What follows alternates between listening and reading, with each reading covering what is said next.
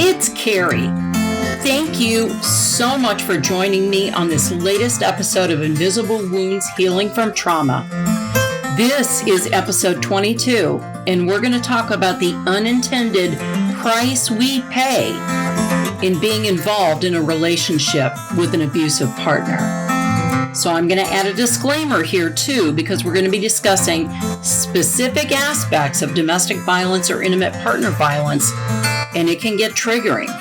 So if it does, pause the episode, do some mindful belly breathing or any of the other skills we've learned, or use something that works for you to get yourself grounded, centered, and feeling safe, and then come back when you're ready.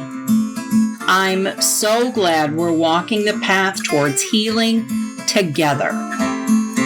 So here's my quick reminder. I'm not a clinician, counselor, or physician. I'm a certified trauma support specialist with lots of lived experience with trauma.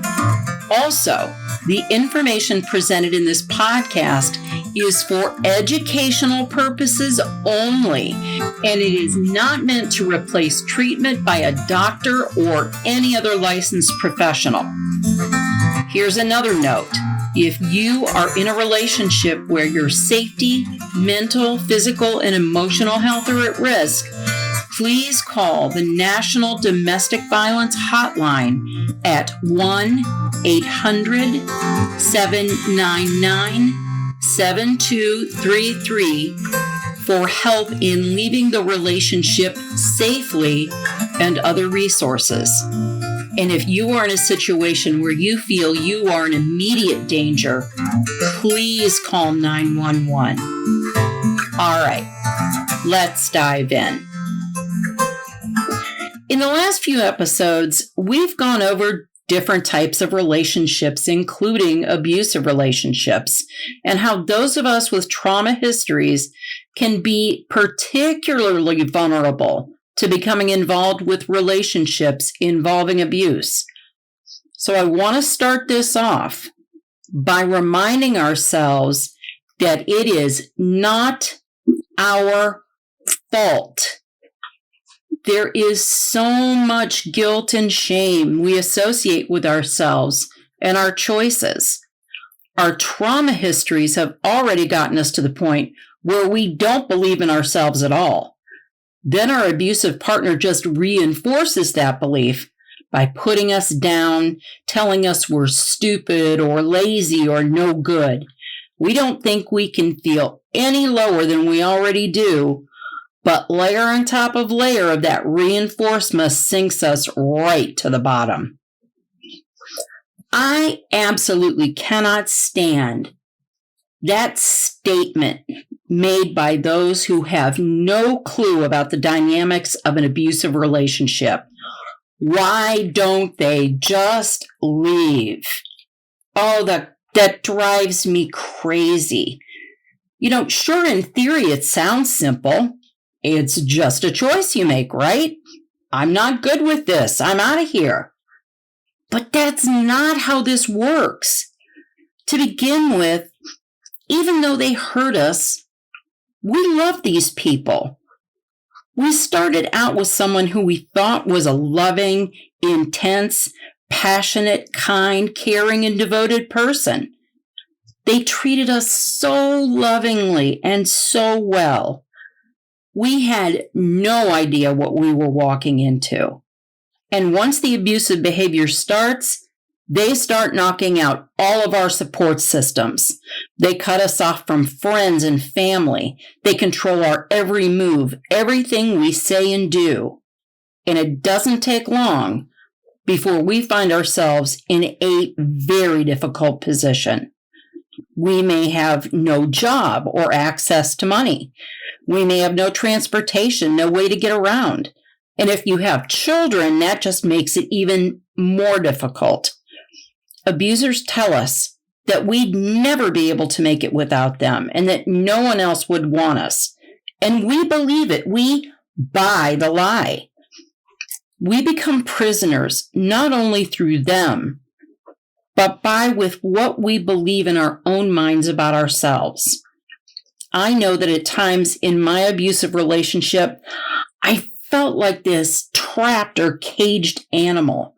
My brain constantly raced and alternated between trying to figure out how to be perfect enough to keep him from getting angry or how I could escape. How would I survive? How could I get money to leave? And then my biggest fear was what he would do to me if he caught me. If he caught me trying to leave, I was absolutely convinced he'd kill me. My thoughts were like a hummingbird, wings beating a million times a second, banging around in my head, swirling frantically, trying to find a way out. So the answer I usually came to was that it made sense to wait it out. I mean, surely I could love the anger and rage out of him. I just needed to do more, be more of what he wanted. But let me tell you, absolutely, with 100% truth, that there is nothing, no amount of love, no better way to be, no other way to do things that will change the fact that an abuser is an abuser. They actually get off or get pleasure from causing us hurt and pain.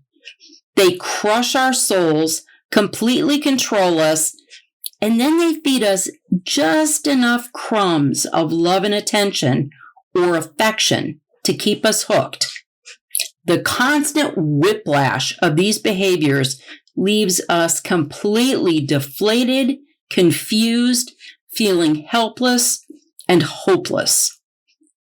We live for and are desperate for the return of the person that we first fell in love with.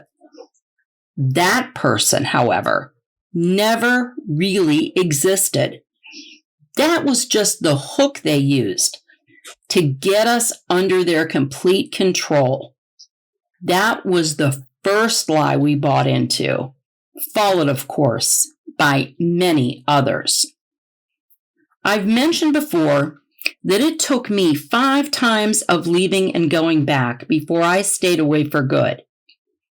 Every time I left, it was an act of complete desperation. I would decide I just couldn't take it anymore, and I would beg my parents to wire me money. My abuser was an extremely heavy drinker, so I would wait for him to pass out in bed at night. I could tell by his breathing that he was most likely out cold. And silently, I would grab my stuff out of the closet and bedroom, terrified that he'd wake up. If he made a sound or moved, I instantly froze and my heart stopped. If he woke up and caught me, I'd be dead. So I made peace with that in a really strange way.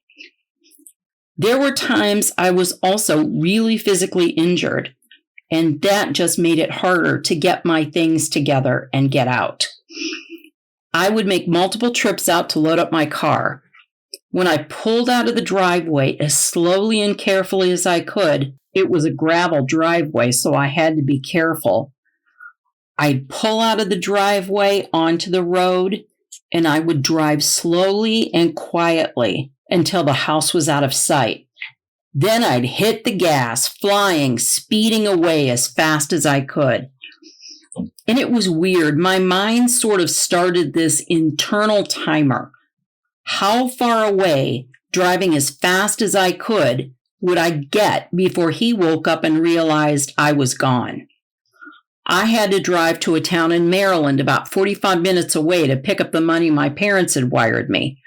Several times I'd get there long before the place was open, so I'd anxiously wait in the car, constantly scanning my surroundings, hoping he wouldn't have found a way to follow me. When I was able to get the money, I would drive as fast as I was able to, putting as many miles behind me as I could. Each state line I crossed, the more relieved I felt. I'd get back to my parents' house, and I tried to live some sort of a normal life for a while. With my toxic family, however, that wasn't possible. I was still really young. This was between the ages of 16 and 19. And with all of the impacts of the trauma I had absolutely no clue who I was, what I wanted, needed, or deserved. So my abuser would start calling the house. My parents would answer the phone, tell him off, or just hang up. But he was desperately persistent. Eventually, he'd get me on the phone. And he was that sweet person I had initially fallen in love with. I still loved him. I missed him. Well, I missed the person he pretended to be. He would apologize over and over again for hurting me, saying that he was getting help, whatever that meant, and that he wouldn't do it again. He wrote me long, sweet letters. Remember, this was long before the days of cell phones and internet, which I loved getting. These things tugged on my heartstrings, of course, and this is exactly what he knew it would do. This behavior got me back 4 different times. So I decided to go back, and for a while things were great, until they weren't. Every time I went back, the abuse intensified, and he made it even harder for me to leave. It was like a noose tightening around my neck a little more each time, strangling me slowly. When I finally left for good, he still called my parents' house off and on for over a year before he finally stopped. He'd call after 11 p.m., and if the phone rang late like that, we knew it was him. It sent chills through me every time. I was still terrified of him. So when I thought about this show and I thought about what to put as the title, "The Price We Pay is Way Too High," really came to mind. And what I mean by that is the price that we end up paying for being in an abusive relationship comes with a cost to ourselves that is way too high. That cost involves our entire being, body and soul. We end up sacrificing everything we are, everything we have for someone else. We sacrifice all of the good things, the possibilities, the experiences, the opportunities we might have developed for ourselves. No relationship is ever worth giving up what makes you, you. And no relationship should ever make us feel worthless, hopeless, or deprive us of our independence. No relationship should be one-sided, meaning we are giving everything and getting little to nothing in return. Remember, we live for those little crumbs of affection and attention, just enough to keep us hooked. No relationship should ever make us feel like our safety or even our lives or that of our children's lives is in jeopardy. No one has the right to tell us what we can and cannot do, and they have no right to control every aspect of our lives. We have, at the very least, the most basic of human rights. We have the absolute right to live our lives in our own way and to be treated with dignity and respect. Every person has the right to live a life free from cruel, degrading, and inhumane treatment. We have the absolute right to live safely, happily, and as well as we can. And I know it's easier said than done, and it takes seeing ourselves as deserving of all of those things. If we had our spirits and souls broken, how do we even begin the process of putting those pieces back together? We begin by learning, which is what we're doing together right now. When we learn what trauma has done to us and how it's impacted us in every way, physically, mentally, emotionally, environmentally, spiritually, financially, socially, and in our relationships with others, We have to learn to give ourselves grace. We can begin to understand why we react, respond, and make choices the way we do, why we tend to choose the wrong people to be involved with. Remember my episode, We Don't Know What We Don't Know? If we weren't taught to love, respect, honor, and value ourselves, how would this affect our choices? If we weren't taught to be self-confident, to be independent, how to create boundaries, or even what a good and healthy relationship looks like, how would we even know where to begin? Well, the answer is we won't. We're not going to. But by learning and gaining knowledge, that leads to us being able to understand and brings in self-awareness. Understanding and self-awareness leads us to beginning to forgive ourselves for doing what we needed to do in order to survive. We can forgive ourselves for not knowing, for not realizing things we were never shown how to do or ways to be. We learn to fill ourselves up from the inside out as opposed to the outside in.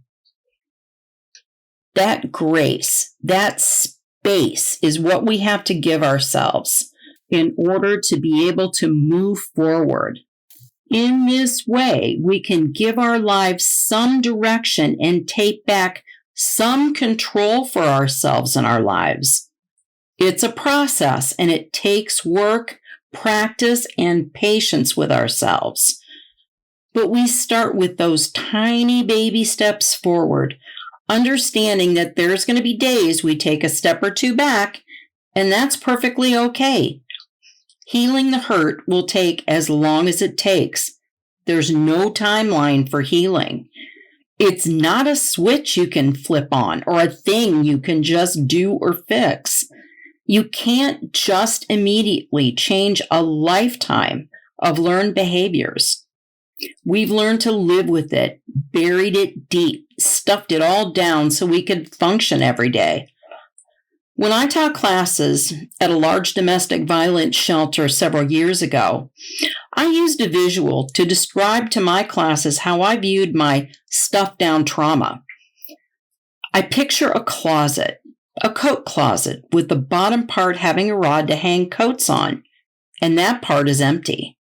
Up above is a dark, very deep shelf that goes way, way back, much farther than I can see. It's up above my head. I'm short, so I can't see how far back it goes. All of my traumas I picture as large white rectangular boxes done up with red ribbon, each with a big red bow on top. I've shoved all of my boxes up on that shelf and pushed them back as far as I can so I can't see them. I've got a lot stored up there. But every now and then, a box will fall off the shelf and break open. It says, "Here, look at this. This is important. Deal with me right now."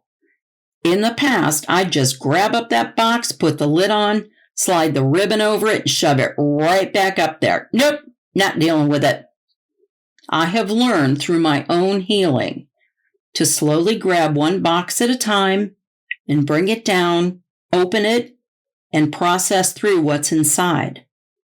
One evening in the shelter after my class, I came upon one of the residents sitting in a chair, very upset and crying, and there were several other residents with her trying to calm her down. When I came up to her and knelt down to see what was going on, she looked at me and said, "Oh, Miss Carrie, all of my boxes fell down off my shelf at once and broke open." We worked through the process together using that same visualization exercise of gathering up those boxes, looking at what was an immediate need to work through, and putting the rest back up on the shelf of her closet to be dealt with one at a time when she was ready. We'll get there, one step, one box at a time together. Please remember, if you're in an unsafe situation or in an abusive relationship, call the National Domestic Violence Hotline, and I'll give you the number again, at 1-800-799-7233 24/7 for help in leaving a relationship safely and for other resources. And again, if you are in immediate danger, please do not hesitate to call 911. So this is where I like to close us out with a new exercise, something we can add to that mindfulness toolbox that we've been building together. Remember, you don't have to do this now, or at all if you don't want to, but you might just listen and tuck it away in your mind for future reference. We're going to do an exercise together to help us process some feelings or emotions that might come up for us during our time together. Or you can do this whenever you feel that things come up for you. You can do this with your eyes open or closed, whatever feels safe and comfortable for you. If your eyes are open, you might just rest them gently on something, maybe something not too busy, like a blank wall or a door. We always start with our mindful belly breathing. Breathe slowly in through your nose, your belly naturally pushing out as you inhale to a count of 5. Hold your breath for a count of 1. Then slowly exhale out of your mouth. Your belly should naturally move in as you exhale to a count of 5. Do this 5 times. Next, I'd like to invite you to focus inward. Bring your awareness to your body. Is there an emotion or a feeling that's coming up for you? Does this feeling create any sensation in your body? If no emotions are coming up, try and identify what's going in your body, a feeling or a sensation. Continue letting your breath flow. Whatever you feel, acknowledge that feeling. Just listen and notice. Your breath is flowing slowly in and out. Next, accept these feelings or sensations as they are. Try not to struggle against them in the moment.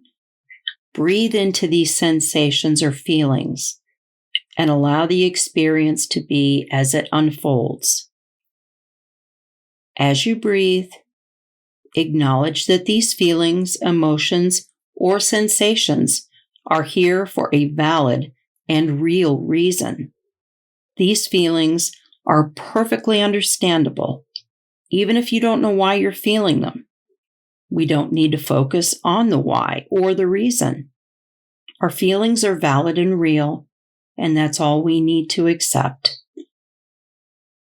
Breathe into the experience of these sensations. As you breathe, breathe into your sense of humanness, your compassion towards yourself. Breathe in kindness and love towards yourself. Next, I would like you to imagine this compassion, this kindness, and self-love that you're breathing in as a color. It can be any color you wish, as long as it feels safe and comforting to you. Is it a warmer color, like a red, orange, or yellow? Or is it a cooler color, like blue or green? Any color you wish that feels safe and comforting. Next, I would like to invite you to imagine yourself enveloped by this color. You could imagine it either throughout you or around you. Feel yourself embraced by this loving kindness color. It feels safe and loving. Continue letting your breath flow slowly in and out. Next, if you'd like to, you could place your hand over a part of yourself that you feel needs some gentle, loving energy, like your heart or anywhere that you'd like. Also, if you'd like, you could wrap your arms around yourself in a gentle hug. all the while feeling this loving color flowing through your body, wrapping you up safely and kindly. You can stay this way for as long or as short a time as you wish. It is completely up to you. When you're ready, slowly bring your awareness back to your breath, still slowly letting your breath flow in and out. If your eyes are closed, you can open them slowly. If they were open, bring your eyes back to something near you and let them gently refocus. How do you feel? By acknowledging emotions, feelings, or sensations that come up for us and sitting gently with them while we envision love and kindness towards ourselves, we can understand that these are just things that we experience. They don't have the true power over us that we give them. We can acknowledge them and begin to learn to release them, let them float or drift away. I hope these exercises are something that you found helpful. And as I always say, it's just more tools that we're adding to our mindfulness toolbox that we're building together. Whenever you need to go to that toolbox and pull out any skill we've learned in order to feel more safe, grounded, and connected, do it. You've learned them. They're there for you to use when you need them.